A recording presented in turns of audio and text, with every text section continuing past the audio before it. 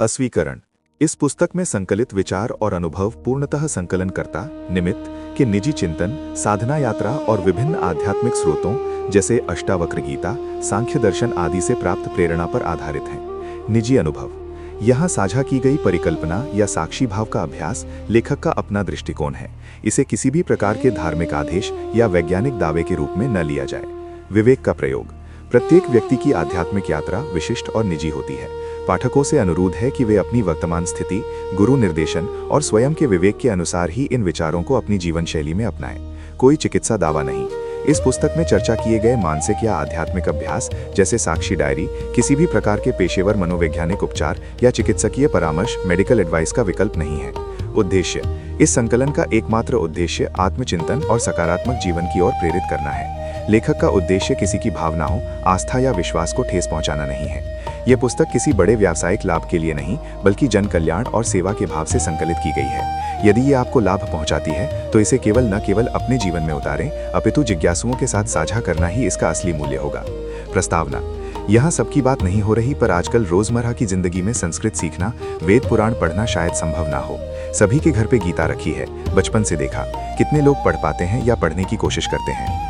यदि आप उन चंद लोगों में से हैं जिन्हें गुरु संरक्षण और सानिध्य प्राप्त है तो आप लकी हैं। अन्यथा जनमानस अब गुरु, आध्यात्मिकता आदि से कोसों दूर पहुंच गई है। यहाँ इन्हीं विषयों को आजकल ही भाषा में डिकोड करके प्रस्तुत करने का प्रयास किया जा रहा है। कभी कभी आम जनमानस सृष्टि की उत्पत्ति, ईश्वर, आध्यात्मिकता, पूजा, ध्यान, तप आदि विषयों में कंफ्यूज रहते हैं। वे समझ नहीं पाते कि इन सब का आपस में संबंध क्या है, क्या करना चाहिए, क्या जानकारी चाहिए आदि आदि। मोक्ष को ज्यादातर लोग शाब्दिक रूप में समझते तो हैं, कुछ उन्हें पता है। अपने जीवन को देखकर वो ये भी कहते हैं कि इस जन्म में तो नहीं हो पाएगा, कठिन है। पर आम धारणा यही है कि ईश्वर प्राप्ति या मोक्ष असंभव टाइप या बहुत ही कठिन कार्य है, इसलिए मौज मस्ती से जियो और उन चक्करों में पड़ना ही नहीं। कौन जाने मृत्यु के बाद क्या ही होता होगा, अभी से टेंशन क्यों लें। कुछ करना भी होगा तो रिटायरमेंट के बाद देखेंगे। It's only one life, live it to fullest. यदि मैं कहूँ कि आपके पास जाने के दो रास्ते हैं, दोनों हाईवे पे टोल बराबर है, पर एक हाईवे पे हर 20 किलोमीटर पे पानी की बोतल और स्नैक्स मुफ्त मिलेंगे, समय भी कम लगेगा, फिर आप क्या करेंगे? ईश्वर प्राप्ति या मोक्ष किसी के विशेषाधिकार नहीं है, ना ही कोई कठोर तप या यज्ञ करने पड़ते हैं। इसी लाइफ में आप अच्छे से जीवन जीते हुए इन्हें प्राप्त कर सकते हैं। ज्यादातर लोगों ने कभी प्रयास ही नहीं किया, सो उन्हें यह कठिन लगता है उनकी कल्पना में। सच्चाई ये है कि ईश्वरीय व्यवस्था इंतजार में बैठी है कि कोई आए और उसे ये दे दिया जाए। इस हाईवे पे मुफ्त ये है कि आपको समय भी कम लगेगा और आपका जीवन सच में अच्छा निकलेगा। ये केवल उनको ही नहीं दिया जाएगा जो अपनी स्क्रिप्ट लंबी करेंगे। स्क्रिप्ट के बारे में आगे बताया गया है विस्तार से। फिलोसॉफिकल पोस्ट जो लोग डालते हैं कि जिंदगी को पूरा और भरपूर जियो, यदि उनसे पूछा जाए कि पूरा और भरपूर कैसे जिया जाए तो शायद वो भौतिकता से जुड़े कुछ टिप्स आपको दें, जैसे विभिन्न प्रकार के खाने खाओ, फलानी जगह घूमो, मित्रता करो, मूवीज देखो, पार्टी करो, अच्छी नौकरी करो, क्लब या जिम ज्वाइन करो टाइप। असल में हर एक की परिभाषा पूरे और भरपूर की भी अलग ही होगी। पूरा और भरपूर जीने का मतलब ये नहीं कि आप कितनी चीजें इकट्ठा करते हैं, बल्कि ये है कि आप इस कॉस्मिक ड्रामा में अपनी भूमिका को कितनी स्पष्टता, क्लैरिटी से समझते हैं और उस भूमिका को कितने अच्छे से निभाते हैं। पूरा और भरपूर जीने का पहला सोपान है ये पता करना कि लाइफ को जीने का मास्टर प्लान क्या है, कैसे जीना है। यदि ये पता हो तो आगे की यात्रा आसान और परिभाषित रहेगी, ना कि बस चलते जाओ जिधर जिंदगी ले जाए। अंधेरा थोड़ी है जिंदगी, ज्ञान का प्रकाश है, उसे इस्तेमाल किया जाएगा। यात्रा में निकलने के पहले प्लानिंग करते हैं ना, कि स्टेशन तक टैक्सी से, फिर ट्रेन या फ्लाइट से वहां तक, फिर आगे बस से, फिर ऑटो से गंतव्य तक। उसके बाद जिसकी बुकिंग होती है वो भी करेंगे। आवश्यक तैयारियां जैसे कपड़े, दवाएं आदि रखेंगे, है ना? आइए कोशिश करते हैं तैयारी करने की एक आध्यात्मिक गंतव्य के लिए। कुछ बातें हम सभी सहज में ही ले लेते हैं, जैसे कि बचपन से सृष्टि को देखा, अपने घर वालों को देखा, बाजार, वस्तुएं सब देखा और मान लिया कि ये सब ऐसे ही है। कभी सोचा नहीं कि कहां से और कब शुरुआत हुई, क्या हुआ होगा सबसे पहले, कौन था और वो जो भी था वो कहां से आया। बचपन से भिन्न प्रकार के त्योहार, अनुष्ठान, पर्व, व्रत, मंदिर, पूजा, कथा आदि देखी, टीवी में कई सीरियल देखे, कई मंदिरों में भी गया, दर्शन भी किए। ऐसे ही जीवन चलता गया। बहुत सारे शब्द भी जीवन में आए, ब्रह्म, गुरु, निराकार, साकार, सगुण, निर्गुण, साथ में आधुनिक जीवन व्यवहार, रिश्ते, जॉब आदि भी चल रही। सच कहूं, कहीं ना कहीं कोई एक सीधा तारतम्य नहीं बन पा रहा था और ज्यादातर चीजें देखा देखी ही थी। कोई मंगल व्रत रख रहा, कोई शुक्रवार को और कोई कुछ और। उसी में व्हाट्सएप पे कई लोगों की डेली ज्ञानवाणी। आपका भी कुछ ऐसे ही चल रहा होगा। बचपन में मूवी देखता था, मूवी की स्टार्टिंग में एक्टर्स, डायरेक्टर्स के नाम आते थे।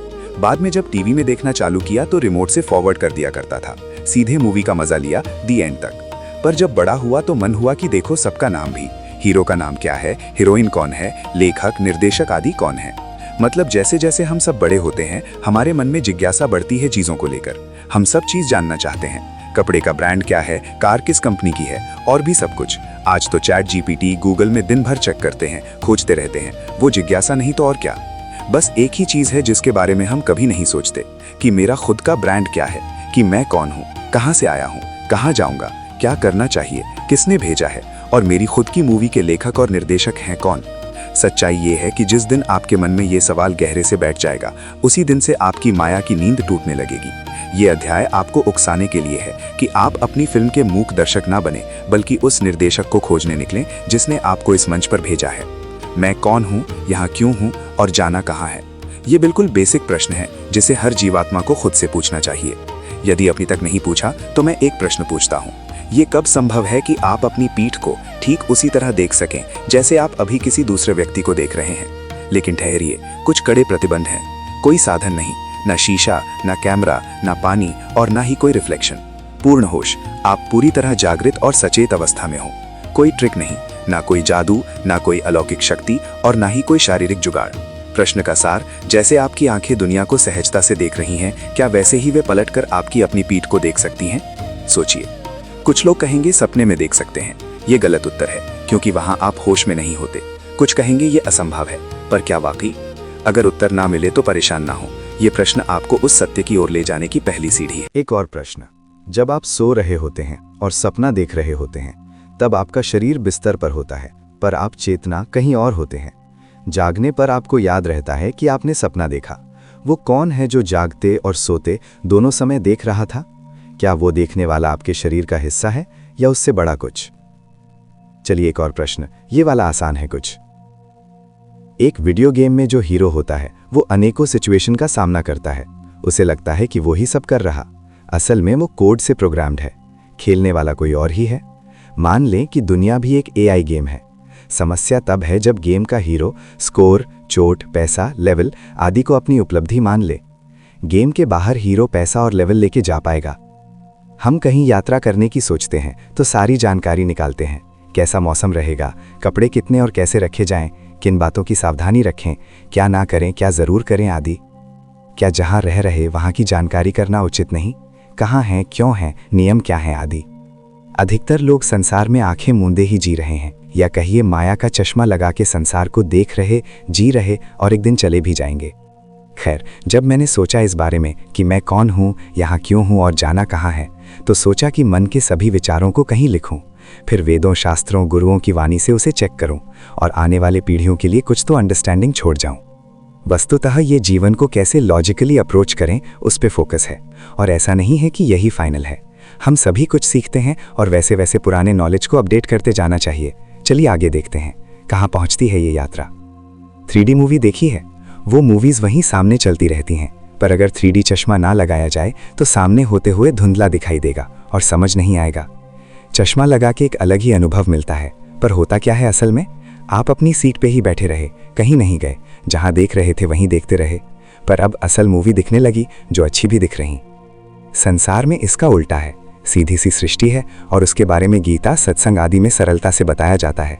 जो सुने वो तो समझ सकते हैं, पर जो इन सबसे दूर हैं उनका क्या? सत्संग वालों को ज्ञान का चश्मा मिल सकता है, पर जिनको नहीं मिलता या जो इन सबसे बहुत दूर हैं उनका भी माथा खाली नहीं रहता। माया घात लगा के बैठी रहती है इंतजार में और खाली माथे पे आके बैठ जाती है। फिर उसका चश्मा अपने नजरिए से संसार को दिखाता है, पर कब तक दिखाएगी माया? तब तक दिखाएगी जब तक ज्ञान ना हो और आप माया के चश्मे को ज्ञान के चश्मे से बदल ना दें। जब हम खाली बैठते हैं तो सबसे ज्यादा नकारात्मक विचार क्यों आते हैं? क्योंकि माया खाली स्थान को पसंद करती है। यदि आप अपने मन की नींव को आध्यात्मिक चिंतन एस से नहीं भरेंगे तो वह संसार के कचरे यू से भर जाएगा। आइए मिलकर कोशिश करें अपने आसपास हो रहे सब कुछ को देखने की। संकलित मैटर ज्यादातर गुरुओं की वाणी है, जिसे कई जगह चैनल किताबों में देखा, पढ़ा, सुना और समझा गया, जिसे गुरु आदेश से मैंने केवल संकलित किया है। मेरे समझने में गलती बिल्कुल संभव है। कृपया स्वयं विश्लेषण करें या किसी सिद्ध संत से वार्तालाप करें। अगर आप चाहें तो एक डायरी पेन लेके फिर इसे पढ़िए। डायरी जरूरी नहीं है, पर हो सकता है कि आपके मन में कुछ विचार आए या कुछ प्रश्न आए जिन्हें आप डायरी में लिख सकते हैं। इस संकलन को कहानी की तरह ना पढ़ें। इस संकलन में एक प्रस्तावना है और संकलन 2 खंडों में है, खंड 1 और खंड 2 के रूप में। यदि आप खंड 2 पहले पढ़ते हैं तो आप ऐसे कंफ्यूज हो जाएंगे कि कभी कुछ समझ नहीं पाएंगे। इसीलिए आपसे निवेदन है कि पहले खंड 1 को पढ़ें और अपने नोट्स बनाएं। वो समझ आने के बाद ही खंड 2 पे आगे बढ़ें। भले आप 2 लाइन ही पढ़ें, पर उसका अर्थ समझ के ही आगे बढ़ें। हर एक विषय पिछले और अगले टॉपिक से जुड़ा हुआ है। संकलन में कहीं भी दार्शनिक शैली का इस्तेमाल नहीं हुआ है जिसमें अर्थ छुपे हुए होते हैं। सीधे सीधे या उदाहरण के साथ व्याख्या करने का प्रयास किया गया है जिससे समझने में आसानी हो। जहां और जरूरत है वहां वेदों आदि से रेफरेंस भी दिया गया है। प्रस्तावना कहते हैं किसी प्रस्ताव को। चूंकि कुछ भी पता नहीं कि ये सब कब और कैसे शुरू हुआ, तो एक प्रस्ताव मान लेते हैं और विज्ञान, तर्कों और उपलब्ध जानकारियों की सहायता से प्रस्ताव को जांचने की। तो प्रस्तावना जिसे संकलन में समझाया गया है वो कुछ इस प्रकार की है। ईश्वर है, ईश्वरीय व्यवस्था है। ये संसार ईश्वर का जागृत स्वप्न है जिसमें जीवात्मा शरीर रूप में अपने कार्य करने धरती पे जन्म लेती है। प्रारब्ध अनुसार विभिन्न योनियों में जन्म होते हैं। मानव जन्म में जीवात्मा का परम दायित्व मोक्ष अवस्था को प्राप्त होना है, अपने प्रारब्ध अनुसार जीवन को शास्त्र सम्मत जीते हुए। इसके बाद असाइनमेंट चेक किया जाता है और जीवात्मा को नियति अनुसार अगली गति मिलती है। अधिकतर लोग अनभिज्ञ हैं इन सब चीजों से और हर पीढ़ी और दूर होती जा रही है। नियत कार्य अपूर्ण होने के कारण ये एक अपरिमित साइकिल बन गई है और जीवात्मा इनमें फंस के रह जाती है। परम आश्चर्य की बात यह है कि बिरला समझा जाने वाला मोक्ष पद सभी को सुलभ है, पर अधिकांश जीवात्माएं इस बात को जान ही नहीं पाती हैं। मोक्ष एक अवस्था है जिसे पहचानना होता है। ऐसा नहीं है कि शरीर छोड़ने के बाद कुछ मिलता है। ये कुछ ऐसा है कि मैं आपसे बोलूं कि आपका गिफ्ट आपके घर में कहीं पे रख दिया है। वो गिफ्ट आपका है अगर आप खोज लो तो। जब जीवात्मा ईश्वर की कॉस्मिक फ्रीक्वेंसी पे स्पंदन करने लगती है उसे ही आत्म साक्षात्कार की अवस्था या मोक्ष कहते हैं। और ऐसा करने के लिए जीवात्मा को केवल माया के पर्दे पार देखना होता है जिसमें शुद्ध चित्त और मन मदद करते हैं। हमारा टास्क क्लियर है। इस प्रस्तावना में सभी महत्वपूर्ण माइलस्टोन्स लिखे हैं, जैसे ईश्वर, ईश्वरीय व्यवस्था, जीवात्मा, जीवन, प्रारब्ध, कर्म, नियति, मोक्ष आदि। एक एक करके इनको समझ लेते हैं जिससे कड़ी जुड़ सकती है। कृपया ये नोट करें कि इस संकलन के द्वारा आध्यात्मिक यात्रा एक तार्किक यात्रा है जो केवल कर्म कांडों और पूजा मंदिर पे ही आधारित नहीं है।